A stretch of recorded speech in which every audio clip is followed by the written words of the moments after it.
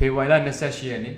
ဖျားခင်သားတော်ကိုယုံကြည်သောတင်တို့သည်ထောင်ရအသက်ကိုကိုယ်တိုင်ရသည်ဟုသိစေခြင်းကဤရန်များကိုတင်တို့ကငါရေး၍ပေးလိုက်၏ရှင်ယောဟန်ဩရာစာပထမစာဆောင်ခန်းကြီး9အခန်းငယ်7အင်္ဂါကျို့တို့လူတယောက်ပို့ဆောင်ရသည့်ဈေးမှာအမေရိကန်ဒေါ်လာဘီလီယံ100ကုန်ကျမည်ဆိုသည့်သတင်းကိုဖတ်ရှုပြီးရတော့မှာကျွန်တော်စဉ်းစားမိသည်မှာကျွန်တော်တို့ကဲ့သို့သောအပြစ်သားများကောင်းကင်နိုင်ငံသို့တွားရောက်ရန်အဖို့မဖြတ်နိုင်သောသခင်ယေရှု၏အသွေးတော်တာလိုအပ်ခြင်းဖြစ်ပါတယ်ကျွန်တော်တို့၏အပြစ်များကိုဖယ်ရှားပေးသည့်သခင်ယေရှုသည်ကျွန်တော်တို့ကိုခွင့်လွှတ်လျက်ရှိပါတယ်ရှင်ဘောလူကသားတော်သည်ငါ့ကိုချစ်၍ငါ့အဖို့ကိုဆွန့်လွတ်တော်မူ၏ဂလာတိဩရာစာအခန်းကြီးနှင့်ခန်းငယ်20ကိုဖော်ပြထားသည်မဟုတ်ပါ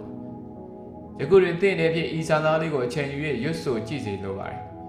ဤသို့လှုပ်ဆောင်လျင်နှလုံးသားတွင်ဘုရားသခင်မြတ်တာတော်ကိုခံစားရပြီးတော့ကျေးဇူးတင်စိတ်တဖွာဖွာပေါ်ပေါက်လာမည်ဖြစ်ပါတယ်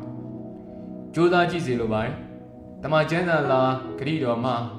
တင်ဒီကဲတင်ခြင်းအသေးချာရထားပြီးဖြစ်ပါတယ်ဒီနေ့အတွက်ဆုတောင်းခြင်းအိုဘဘုရားသခင်ကျွန်တော်ရဲ့အကန့်အသတ်စိတ်နဲ့ခရိယန်ဝင်ကျမ်းများရဲ့အံ့ဩဖွယ်တွေကိုနားမလည်နိုင်ပေမဲ့တေချာတဲ့ကယ်တင်ခြင်းအတွက်ကျေးဇူးတော်ချီးမွမ်းပါတယ်အာမင်ဟုတ်ကဲ့ပါအဆုံးထိနားဆင်ပေးခဲ့တဲ့တူတယောက်ချင်းစီတိုင်းကိုကျေးဇူးအထူးပဲတင်ရှိပါတယ်ခင်ဗျာမနေ့ပြန်မှာလည်းတခြားသောဆုတောင်းချက်ကလေးကိုဖတ်ပြပေးအောင်ဖြစ်လို့ကျွန်တော်ရဲ့ channel လေးကို like and subscribe လုပ်ထားခဲ့ပေးဖို့လည်းမေတ္တာရပ်ခံလိုပါတယ်